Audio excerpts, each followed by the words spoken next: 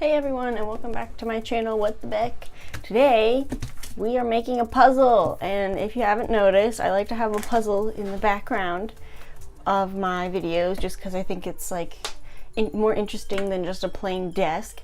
But I'm in the middle of moving out of my college apartment because the semester's over, so I had to pack up all my puzzles, but I kept this one out because this is a make your own puzzle, and it doesn't have much information on it except that it's for ages 3+ and it's sold by Doris, which is generally a pretty affordable craft supply company, and this is a 48-piece puzzle that's the size of a piece of printer paper. So here comes a cat. But my mom got me this surprise because she supports me in my crafty endeavors. So she got me this a while ago, and I think she sent it to me in the mail, but I haven't gotten to it until now. So I have a few ideas for what I want to do with it. Well, I actually decided on one, but I'll walk you through the ones that I was thinking of before.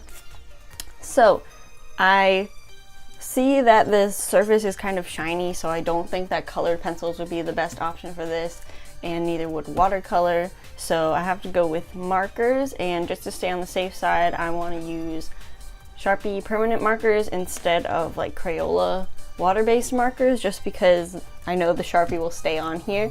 So first idea I had was just a bunch of cat heads floating around and then have like some cool crazy tie-dye background, but I decided like I put cats on everything, so maybe I should try something different. So I'm gonna do a little bit of Inception because I do have a lot of Sharpie colors. I figured it would be cool to draw crayons with a Sharpie because I've seen puzzles that look like a bunch of crayons before, and I think that would be cool to have just the crayons on here. Oh, thank you. She gave me a kiss. Thank you, Lewis. Okay, so this is going to be a time lapse, and I'll take you over to the voiceover now. Hi, it's me. I'm the voiceover Beck. I'm just here to tell you what I did, because honestly, the process was pretty straightforward, but I don't like to have long gaps of just music in my videos, because I'm a chatterbox and I like to hear the sound of my own voice. Not really, but I figured I would explain what I'm doing. So obviously I had so many different colors. I wanted to decide which ones I wanted to use, and originally I did want to use all of these colors. Here comes the cat. But I decided not to, but I did pick I picked 9 total colors. So I took a piece of paper that's the same size as the puzzle, because as I said, it was the size of a piece of printer paper. So I took some scrap paper, folded it into thirds, and then folded 1/3 of that into another third, so that there would be like a 1/9 of the page in the width of that, and that way I could trace that out and put that length evenly across the space of the puzzle. And like my measurements weren't exact, so there is one crayon that's kind of cut off on the end, but overall it worked pretty good. If I took more time to do it, then it would probably be cleaner. But here I was lowering the number of colors that I was going to use, so I was laying them out and choosing which ones I thought would look good, and then swipe them all off so I could do the detail work with the black. So I started out by doing the tips of the crayon, so I basically blacked out anywhere that wasn't a crayon to make the little tip so that it's like the part you draw with. So I guess these are new crayons. They're not like worked down into stubs like the ones that are in those like boxes that you find at like schools where there's like 20 million other kids have used the crayon, so they're just a little nub. But once I filled in all of the spaces around the little tips of the crayons, I needed to make a template or stencil type thing to make the oval on the inside. Like, these aren't Crayola markers per se, or Crayola crayons. They're just regular crayons, but I did want to have like a little bit broken up in the center so that they have like a little black marking. So I just trimmed that down until it would fit in the size that I liked, and then I traced these on all 9 crayons. And I have to say, that was my least favorite part of making this, because the shape is just so strange, and like obviously I was trying to fight my perfectionist tendencies, but near the end I kind of gave up, and I still was putting effort into it, but I was like, it doesn't have to be perfect. It's crayons, it's a make your own puzzle. If I wanted one that was perfect, then I could just order one from somewhere else. So yeah, I then colored in all of those ovals, and my camera was shaking because my cat was trying to eat my microphone stand, so yeah. But then I realized that I have to draw where the wrapper stops and starts on the crayon.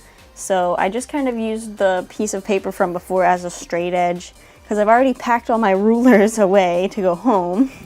But I was drawing where the wrapper starts and ends on there, and then I got to color with all the pretty colors, and this part was really fun. The only issue that I had was when I colored with the light purple and the yellow, the black was like bleeding more than normal, so I had to be really careful and stay within the lines first so that I didn't like contaminate the tip of the marker with black.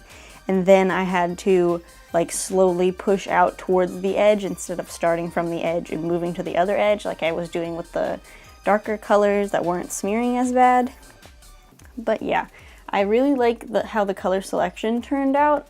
I don't use Sharpies that often because where I use color is usually in my planner and bullet journal, and most paper for those type of books isn't resistant enough to Sharpies where it doesn't bleed through, and I need my planner to not have bleed through because I use it every day. I need to be able to read what's in it. Okay, so as you can see, I finished coloring it, and now, I don't know, I tried to make it alternate which way they're facing, and there are some human error in the lines and such, but you know, it's handmade. So the next step is to take it apart and put it together, and I'm actually gonna be really careful for this part because I don't want it to rip. It kind of still feels damp from the markers, but yeah, they're connected mostly at the corners, so if you do one of these, just like hold the corner and like wiggle it. I don't know how to explain that. Like hold the corner as close as possible. That way when it rips in the middle instead of like ripping a piece of the puzzle piece off. But yeah, I'm gonna just break this up now.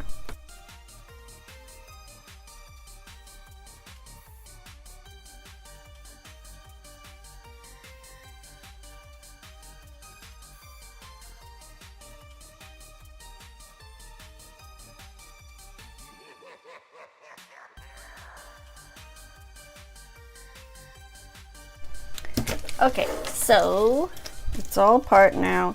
I'm going to put it together and see how long it takes me to do. Okay, go.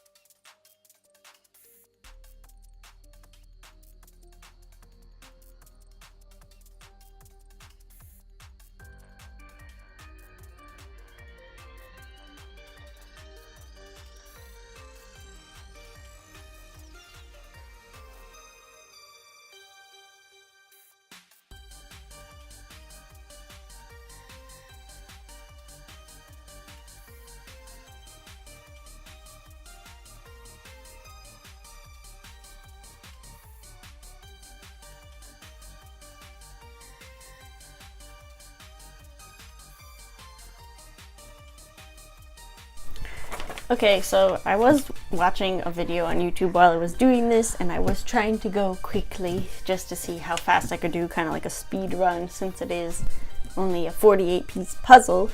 So I started at this time, ended at that time, so that's about 4-ish minutes to put it all together in speed run time for a medium experience puzzler. I don't try to do them quickly most of the time. I just do them for fun and sort all the pieces out by color and stuff like that. I didn't sort for this one because pretty much each piece has a main color and then they have like the borders, so that's helpful to know where they go. But yeah, that was it. About like the quality, there was one point where I had to cut the piece apart with my little scissors. And the corners are kind of ragged, but I mean, what do you expect from a mass-produced cheap kit? But I like how the design turned out. I did have a ton of Sharpies, and I wanted to make actually twice the number of crayons, but I figured if they were that thin, if they were half as thin as this, that would be a really long crayon, and it just wouldn't look right. It wouldn't look like a crayon. So I made them thicker. And yeah, I think this is actually like a good activity to either make or bring to like a babysitting thing, or when you're babysitting someone, because kids like to do little games like this. And yeah, and I don't know the price of this, but I'm gonna guess it was around like $1 or $2, maybe $3 at the most, because the brand that makes it, Darice, I know they sell like $1 sticker books, so they're pretty affordable. So if you see one of these at the craft store, I would say if you have kids, pick it up. Otherwise, I would just suggest that you draw your image regularly and then get it printed custom from like the Buffalo website or any other puzzle website that prints customs. Because as you can see with the medium I have, it's kind of streaky, kind of juvenile looking. I mean, it is crayons, but you know. So I like this activity. It was nice. I got to color. I like to color the big areas, so that was fun for me. I hope you also enjoyed this video. I had a lot of fun making it, and if you want to see more of my videos, you can click either of these on the screen, and if you want to see my next upcoming video, you can click the subscribe button in the middle and it will notify you when I upload. Leave me a comment saying if you like to do puzzles, and I'll see you next time. Bye!